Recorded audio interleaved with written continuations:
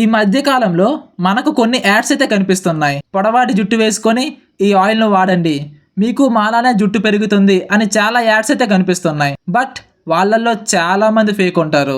ఆదివాసీ hair oil ని తయారు చేసే నిజమైన ట్రైబ్స్ వేరు, వాళ్ళలాగా ఫేక్ ఆయిల్స్ అమ్మే వాళ్ళు వేరు. హక్కి పిక్కి మన దేశంలో అంతరించిపోతున్న ట్రైబ్స్ లో ఇది ఒకటి.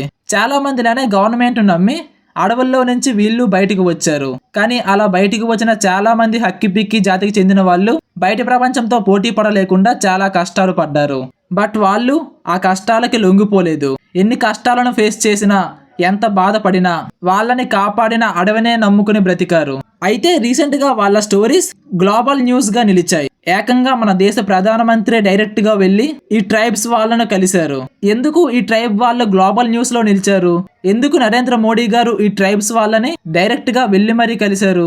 అసలు ఈ హక్కి పిక్కి ట్రైబ్స్ యొక్క స్టోరీ ఏంటి? వీళ్ళు ఎక్కడి నుంచి వచ్చారు? ఇలా వీళ్ళకి సంబంధించిన అన్ని డీటెయిల్స్ ఈ వీడియోలో తెలుసుకుందాం. హక్కి పిక్కి అనేది కర్ణాటకకు చెందిన ఒక ట్రైబల్ కమ్యూనిటీ. కన్నడలో హక్కి అంటే బర్డ్, పిక్కి అంటే క్యాచర్స్. టోటల్ హక్కి పిక్కి అంటే బర్డ్ క్యాచర్స్ అని అర్థం. వీళ్ళు చేసే పనే వీళ్ళ ట్రైబ్ కు పేరయింది. 2011 లెక్కల ప్రకారం హక్కి పిక్కిల జనాభా వచ్చేసి 11,892. వీళ్ళు కర్ణాటకలో సెటిల్ అయ్యాక గుజరాతియా, పాన్వార్, కలివారియా, మెవారస్ అనే 4 తెగలుగా విడిపోయారు.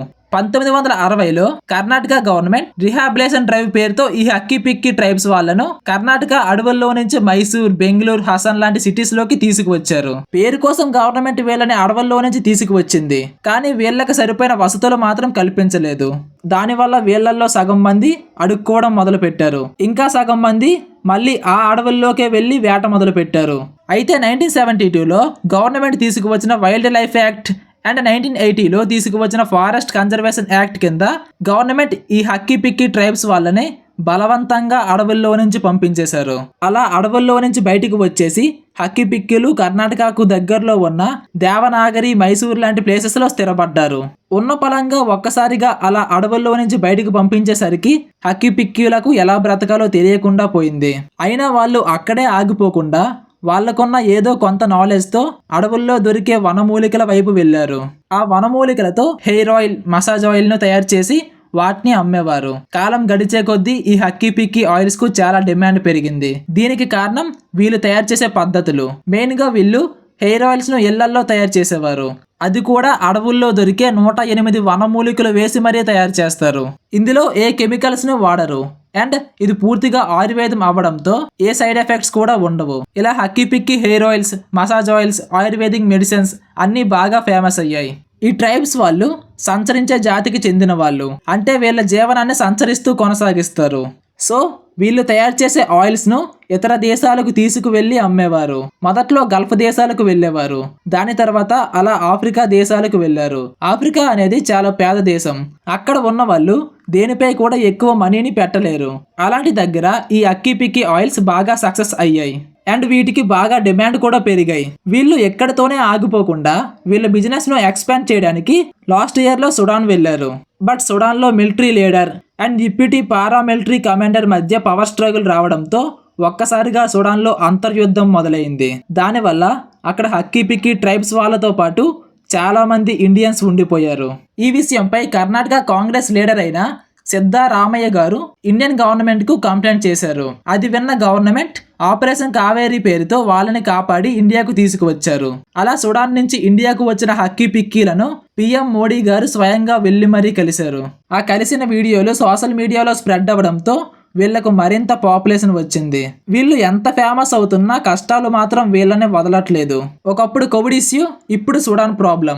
ఇలా ఏదో ఒకటి వాళ్ళ మనుగడకు అడ్డం పడుతూనే ఉంది. ఈ కోవిడ్ అండ్ సుడాన్ ఇష్యూస్ కన్నా ముందు హక్కి పిక్కి వాళ్ళకి ఒక ల్యాండ్ ఇష్యూ అయితే ఉంది. 1960లో అడవుల్లో నుంచి బయటికి వచ్చిన హక్కి పిక్కి ట్రైబ్స్ 1962లో కర్ణాటకలోని బనేర్ఘట్ట ప్లేస్ లో సెటిల్ అయ్యారు. 1962లో కర్ణాటక గవర్నమెంట్ బనేర్ఘట్ట ప్లేస్ లో 350 ఏకర్స్ భూమిని వ్యవసాయం చేసుకోమని హక్కి పిక్కి ట్రైబ్స్ వాళ్ళకి ఇచ్చింది. బట్ దాన్ని ఫారెస్ట్ గవర్నమెంట్ వాళ్ళు వ్యతిరేకించారు. ఇప్పుడు వ్యవసాయం కోసం ఇచ్చిన భూములను రాబోయే కాలంలో వీళ్ళు సొంతం చేసుకుంటారు అని చెప్పి ఆ 350 ఏకర్స్ భూమిని ఇవ్వకుండా చేశారు. ఆ తరువాత బనేర్ఘట్ట ఏరియాను నేషనల్ పార్క్ గా డిక్లేర్ చేశారు. ఇదే కాకుండా ఇప్పుడు వాళ్ళు ఎంతో కష్టపడి సొంతంగా చేసుకున్న ఆయిల్స్ ను కూడా ఫేక్ గా మార్చి చాలా మంది అమ్ముతున్నారు. హక్కీ పిక్కి వాళ్లకు ఈ ఆయిల్స్ ను చేసి అమ్మడమే తెలుసు, వాటిపై యాడ్స్ లాంటివి వేయించడం మాత్రం తెలియదు. కానీ హక్కీ పిక్కి హెయిర్ ఆయిల్స్ పేరుతో చాలా మంది మార్కెట్లో ఫేక్ ఆయిల్స్ ను తీసుకువస్తున్నారు. దీనివల్ల హక్కీ పిక్కీలకు నష్టంతో పాటు ఆ ఫేక్ ఆయిల్స్ ను వాడి వాటి వల్ల వచ్చిన సైడ్ ఎఫెక్ట్స్ కారణంగా వాళ్ళ ఇమేజ్ కూడా దెబ్బతింటుంది. మీరు ఈ అమెజాన్ అండ్ ఫ్లిప్కార్ట్ లో చూసిన ఆయిల్స్ లో చాలా ఫేక్ ఆయిల్సే ఉన్నాయి. హక్కీ పిక్కీలు చాలా సింపుల్ లైఫ్ ను గడుపుతుంటారు. కష్టపడుతూ అడవి ద్వారా వాళ్ళ జీవనాన్ని కొనసాగిస్తారు. వీళ్ళు ఎంత కష్టపడినా లైఫ్ లో ఎక్కడ మొదలయ్యారో అక్కడే ఆగిపోతున్నారు. గవర్నమెంట్ ఎంత సపోర్ట్ చేసినా యూజ్ లేకుండా పోతుంది. అట్లీస్ట్ మనం వాళ్ళు తయారు చేసిన ఆయిల్స్ ను కొన్నా వాళ్ళకి కొంచెం ఉపయోగపడుతుంది. కానీ మనం ఫేక్ ఆయిల్స్ పైనే పడుతున్నాం. ఈ ట్రైబ్స్ వాళ్ళు ఇప్పుడిప్పుడే కొంచెం వెలుగులోకి వస్తున్నారు. అలా వాళ్ళ లైఫ్ బాగా మెరుగుపడాలి అని అందరం కోరుకుందాం. That's all today for guys. Next మరో మంచి వీడియోతో కలుసుకుందాం. Until then bye.